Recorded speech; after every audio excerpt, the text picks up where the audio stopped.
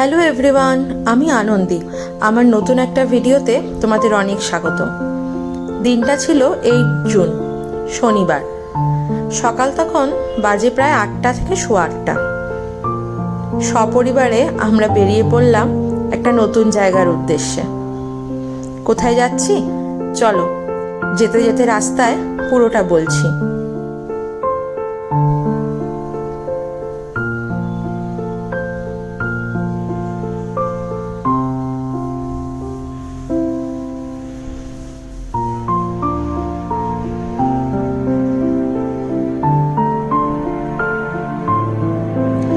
আমাদের বেরোনোর কথা ছিল সকাল 7টায়, কিন্তু ওই যা হয়, সকালবেলা উঠে বাবুকে রেডি টেডি করে বেরোতে বেরোতে 1 ঘন্টা লেট হয়েই গেল।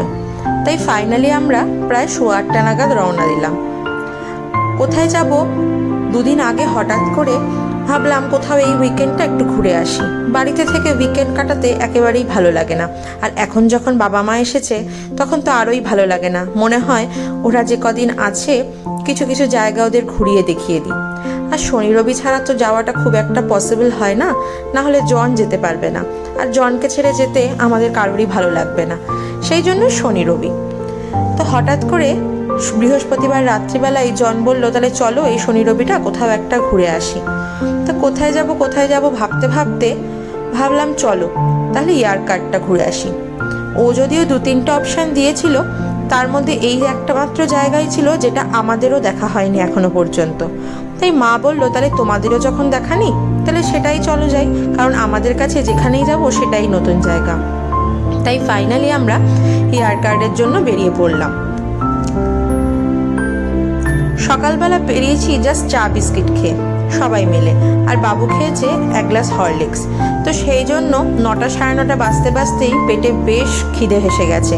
তো তখন আমরা কর্ণাটক জাস্ট ক্রস করছি, তামিলনাড়ুতে ঢোকার আগেই একটা ধাবা দেখে দাঁড়িয়ে পড়লাম।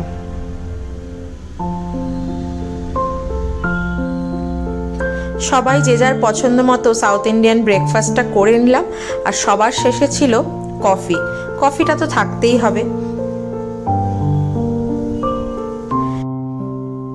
আমরা তাড়াতাড়ি করে ব্রেকফাস্টটা কমপ্লিট করেই আবার বেরিয়ে পড়লাম, কারণ যখন আমরা রওনা হয়েছিলাম তখন দেখেছিলাম ব্যাঙ্গালোর থেকে ডিস্টেন্স প্রায় 5.5 ঘন্টার। আর জন বলল, যখন আমরা 1 ঘন্টা লেটেই বেরিয়েছি তার বেশিক্ষণ আর সময় দেওয়া যাবে না, তাড়াতাড়ি করতে হবে। কিন্তু বুঝতে পারিনি রাস্তার অবস্থা এত খারাপ। ন্যাশনাল হাইওয়েতে কিছু একটা কাজ চলছিল, হয় ব্রিজ তৈরি হচ্ছিল মনে হয়, সেই জন্য অসম্ভব রকম ট্রাফিক ছিল। আমাদের গাড়ি একেবারে এগোনোই যাচ্ছিল না। তখন ভাবলাম এ তো বিশাল ব্যাপার, আর তখনই দেখছি টাইম বেড়ে 3:30 হয়ে গেছে, এখানেই এত লেট হয়ে যাচ্ছে। এই অভিজ্ঞতাটা খুব একটা ভালো ছিল না।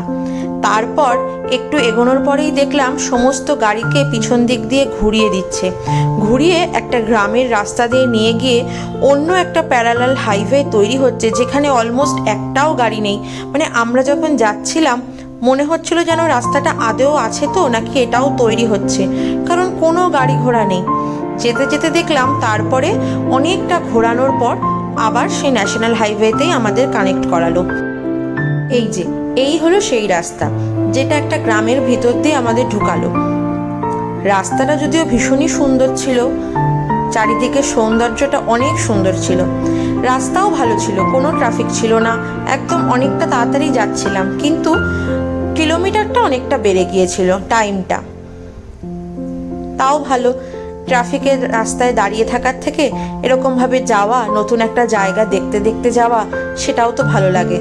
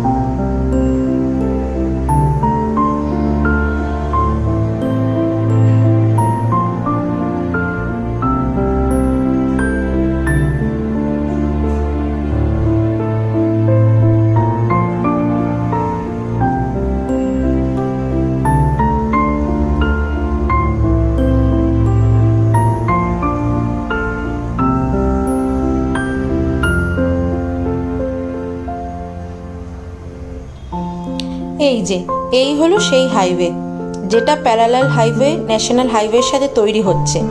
তখনও কাজ চলছিল, দেখেছো একটাও গাড়ি নেই। তারপরে এসে ফাইনালি আমরা আবার এই ন্যাশনাল হাইওয়েতেই পড়লাম। এই সামনের পাহাড়টা দেখেছো? দেখে মনে হচ্ছে তিরুপতি পাহাড়, যেরকম শুয়ে থাকে মুখটা শুধু দেখা যায় ওই রকম।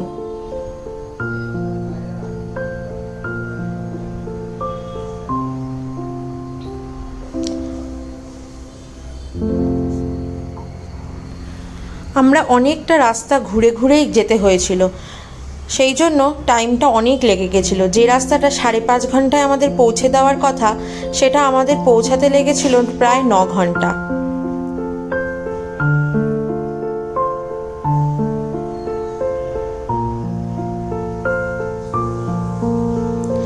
তারপরে সালেম শহরটায় ঢোকার পরেই এতটাই খিদে পেয়ে গেছিলো, আমরা একটা রেস্টুরেন্ট দেখে সেখানে লাঞ্চটা সেরে নিলাম। এইটার কথা, এই রেস্টুরেন্টটার কথা জনের এক ফ্রেন্ড ওকে সাজেস্ট করেছিল। সে থাকে মাদুরাইতে, সেই জন্য সে বলেছিল তোমরা ওইখানে গেলে এইখানে এই রেস্টুরেন্টে খেও, বেশ ভালো লাগবে। সত্যি গিয়ে দেখলাম এত ভিড়, প্রচুর লোকে খাচ্ছে, তাতেই মনে হয়েছিল খাবার হয়তো খুব ভালোই হবে। আর খাওয়ার পর দেখলাম সত্যি স্বাদটা একদমই অন্যরকম, ভীষণ ভালো। আর আমার ছেলে কি খাচ্ছে দেখেছো? শুধু 2টো ডিম। ও তো কিছুই খায় না, সেটা মোটামুটি তোমরা যারা আমার ব্লগ দেখো তারা বুঝেই গেছো। এই 2টো ডিম খাওয়াতেই আমাদের একদম মাথার ঘাম পায়ে পড়েছিল।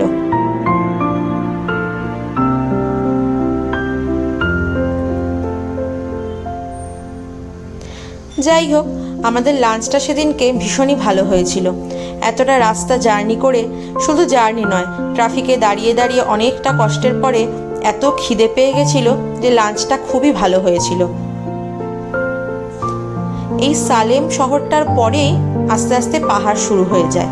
তো সালেমটা ক্রস করতে করতে আমরা পাহাড়ে উঠেই গিয়েছিলাম।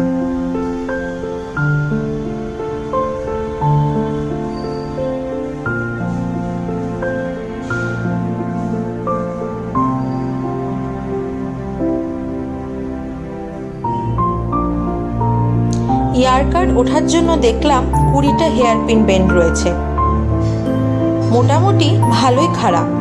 আর চারিদিকের দৃশ্যটা এত গাছগাছালি, ভীষণ ভালো লাগলো।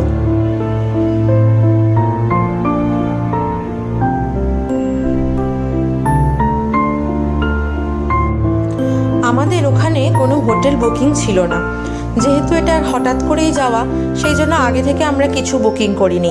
আর তাছাড়া আমরা দুজনেই, মানে আমি আর জন দুজনেই একটু নিরিবিলিতে থাকতে পছন্দ করি, একদম টাউনের মধ্যে থাকতে ভালো লাগে না। সেই জন্য আমরা যেখানেই যাই, আমরা ওই রাস্তায় যেতে যেতেই একটু ভিতর দিকে গিয়ে কোনো হোটেল বুকিং করে নিই। তো এইবারও সেটাই হয়েছিল।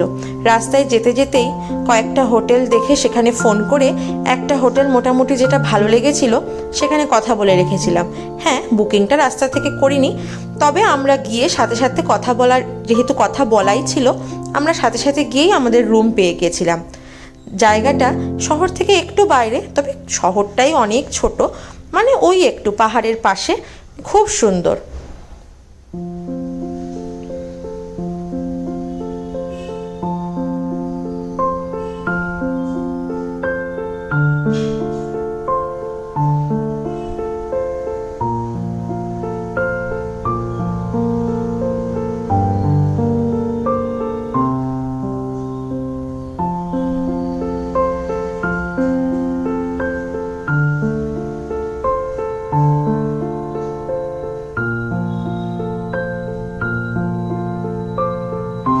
এই আমরা এয়ারকার্ড শহরটায় পৌঁছে গেছি। শহরটা খুবই ছোট, শুধু দেখলাম একটা লেক আছে, একটা বোটানিক্যাল গার্ডেন আছে, একদম একই জায়গায়। এক রাতের জন্য ছুটি কাটানোর একটা ভালো জায়গা। কিন্তু এই জায়গাটা থেকে একটু এগিয়ে গিয়েই আমাদের হোটেলটা ছিল, মানে এই জায়গা, মানে যেটা মেইন প্রপার টাউন, সেটা থেকে একটু বাইরে। এই হলো সামনে যেটা দেখা যাচ্ছে, এটাই হলো আমাদের হোটেল। হোটেলটা অদ্ভুত সুন্দর ছিল, আর হোটেলটার ডিটেলস নিয়ে আমি একটা ভিডিও তোমাদের পরে শেয়ার করব। এর পরের ভিডিওতেই আমি পুরো হোটেলের রুম ট্যুর আর হোটেল ট্যুরটা পুরোটা দিয়ে দেব। আমাদের পৌঁছাতে পৌঁছাতে প্রায় 5টা বেজেই গিয়েছিল। তারপরে টুকটাক ফর্মালিটিসগুলো কমপ্লিট করেই আমরা রুমে চলে গিয়েছিলাম। রুমে যাওয়ার পরেই গরম গরম 1 কাপ চা খেয়ে নিজেদের একদম ফ্রেশ করে নিয়েছিলাম। চলো, আজকের মতো ভিডিওটা আমি এখানেই শেষ করছি। আমার এই চ্যানেলে যদি কেউ নতুন হও, চ্যানেলটা প্লিজ সাবস্ক্রাইব করো। আর যারা ফেসবুক থেকে দেখছো তারা কিন্তু পেজটাকে লাইক আর ফলো করতে একদম ভুলো না। আর ভিডিওটা কেমন লাগলো কমেন্টে অবশ্যই জানিও। ভালো লাগলে লাইক করো।